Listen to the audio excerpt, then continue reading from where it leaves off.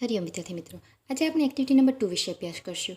Activity number 2 એમાં આપ્યું છે work in a group, answer the question, plan to celebrate the world environment day. આપણે વિશ્વ પર્યાવરણ દિવસ ઉજવીએ છીએ એના વિશે થોડા ક્વેશ્ચન આપ્યા છે, એના આપણે આમાંથી જોઈને આન્સર આપવાનો રહેશે. તો પહેલો આપ્યો છે when is the world environment day celebrated, એટલે કે આપણે વિશ્વ પર્યાવરણ દિવસ ક્યારે ઉજવીએ છીએ. પહેલો આપ્યો છે 5th જાન્યુઆરી, બીજું છે 5th સપ્ટેમ્બર અને ત્રીજું 5th જૂન.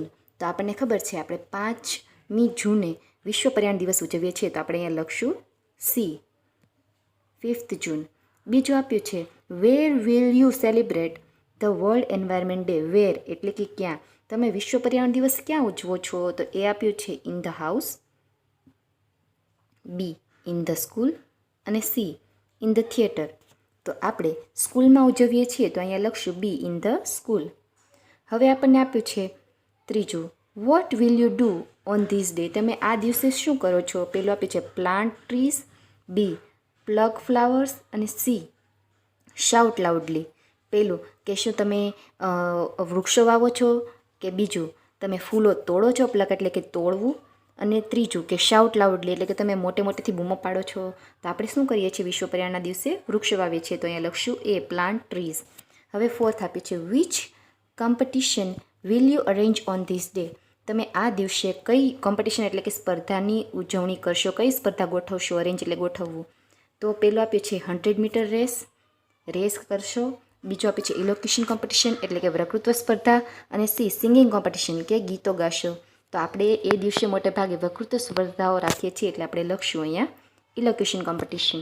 અને પાંચમું what type of slogan will you make. તમે કયા પ્રકારના સૂત્રો ઉચ્ચારશો? તો પહેલો આપે છે સેવ ટ્રીઝ એટલે કે વૃક્ષો બચાવો, બી સેવ મની એટલે કે પૈસા બચાવો, કે યુઝ પ્લાસ્ટિક કે પ્લાસ્ટિકનો ઉપયોગ કરશો. તો અહીંયા આપણે લખશું સેવ ટ્રીઝ એટલે એ. તો આ હતું એક્ટિવિટી નંબર 2A. હવે આપણે આગળ વધીએ એક્ટિવિટી નંબર 2B તરફ. એક્ટિવિટી નંબર 2Bમાં આ રીતનું તમને એક ટેબલ આપ્યું છે, read the table and answer the question.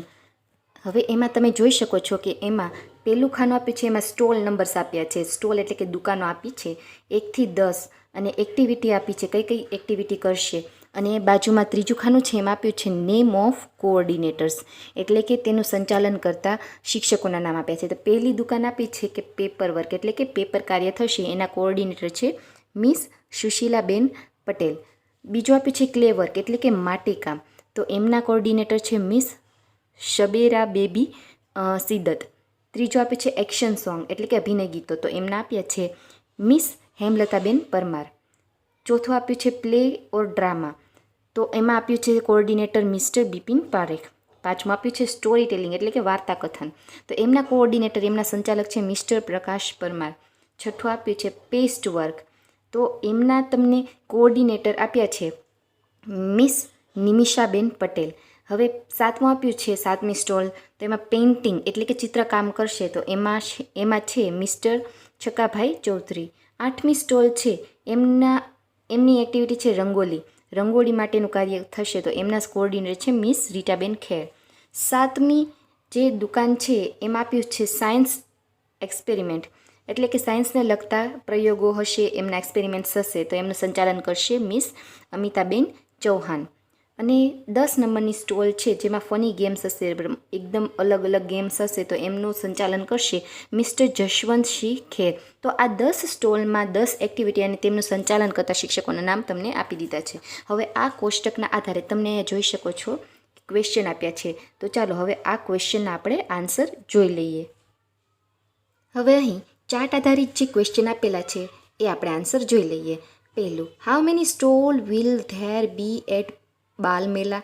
બાળમેળામાં કેટલી સ્ટોલ એટલે કે દુકાનો છે? તો તમને ચાર્ટમાં કેટલી દેખાય છે? આપણે હમણાં જોયું તો અહીં 10 દુકાનો છે, તો આપણે અહીંયા લખશું 10. 10 લખશું કે કેટલી છે દુકાનો? તો આખો જવાબ આપણે લખશું there will be 10 stalls at Balmela. બાળમેળામાં 10 દુકાનો છે. હવે બીજા ક્વેશ્ચન તરફ આગળ વધીએ આપણે. Second question, wear will you go for painting. તમારે પેઇન્ટિંગ કરવી છે, ચિત્ર કરવા, તો તમે કઈ દુકાન પર જશો? તો અહીં તમે જોઈ શકો છો પેઇન્ટિંગ માટે આપ્યું છે સ્ટોલ નંબર 7, તો આપણે દુકાન નંબર 7 તરફ જશું. તો આખા જવાબ આપણે શું લખશું કે I will go to stall number 7 for painting. 7 નંબરની દુકાન પર જઈશ. Third, who will be coordinator of the action song stall. Action song સ્ટોલના કોઓર્ડિનેટર કોણ છે? તો એમાં તમે એક્શન સોંગની સામે જુઓ તો મિસ હેમલતાબેન પરમાર. તો આપણે લખશું Miss Hemlataben Parmar will be the coordinator of the action song stall. Fourth question. હવે ફોર્થ ક્વેશ્ચન આપ્યું છે Jigar wants to do science experiment.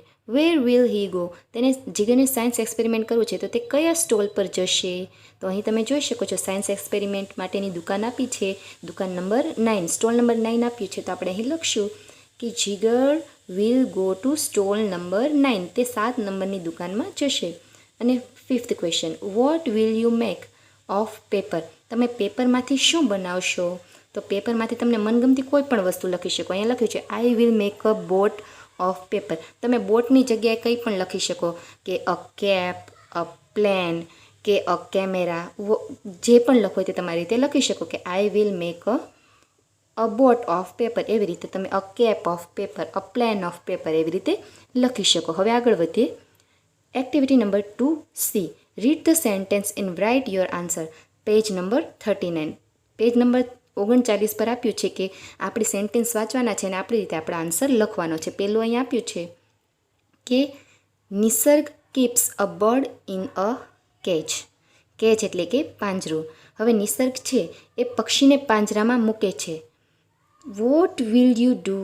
તમે હશો તો તમે શું કરશો આ પરિસ્થિતિમાં? તો આપણે અહીં લખવાનું છે, આપણી રીતે કંઈ પણ કારણ લખી શકવાનું. I will set the bird free. હું પક્ષીને મુક્ત કરી દઈશ, હું પાંજરામાં પૂરીશ નહીં. બીજું, children are trying to save a tree. બાળકો વૃક્ષોને બચાવવાની કોશિશ કરે છે. Vote will you do? તમે હશો તો શું કરશો? તો આપણે અહીં લખશું આઈ વિલ હેલ્પ ધેમ. હું પણ તેમને મદદ કરીશ. હવે ત્રીજું આપ્યું છે Hitesh use the sun energy. હવે હિતેશ છે સૂર્ય ઉર્જાનો ઉપયોગ કરે છે. Will you use the sun energy? શું તમે પણ સૂર્ય ઉર્જાનો ઉપયોગ કરશો? હાઉ? Give the examples. કેવી રીતે અને ઉદાહરણ આપો. તો આપણે લખશું યસ આઈ વિલ. હું કરીશ. I will use a solar item like solar water heater, solar cooker et cetera. આવી રીતે સૂર્ય ઉર્જાનો ઉપયોગ કરશું. હવે ફોર્થ આપ્યું છે આપને Dharam always use a plastic bag. Dharam છે એ હંમેશા પ્લાસ્ટિક બેગનો ઉપયોગ કરે છે. Which bag will you use? તમે કઈ બેગનો ઉપયોગ કરો છો? ક્લોથ એટલે કે કાપડની, પેપર એટલે કે કાગળ, કે પ્લાસ્ટિક બેગ? તમે કઈ બેગનો ઉપયોગ કરો છો? તો આપણે અહીં લખશું I will use a cloth bag. હું કાપડની બેગનો ઉપયોગ કરું છું. તો આવી રીતે આપણે એક્ટિવિટી નંબર A, B અને C જોઈ. અહીં આપણે એક્ટિવિટી નંબર 2 પૂરી થઈ છે. હવે આપણે આગળના વિડીયોમાં એક્ટિવિટી નંબર 3 તરફ આગળ વધશું. તો આજના વિડીયોમાં આપણે એટલું રાખીએ છીએ. અહીંયા સુધી તમારે જોઈ અને પ્રેક્ટિસ કરવાની રહેશે. અહીંયા સુધી એટલું રાખીએ છીએ. હરિઓમ.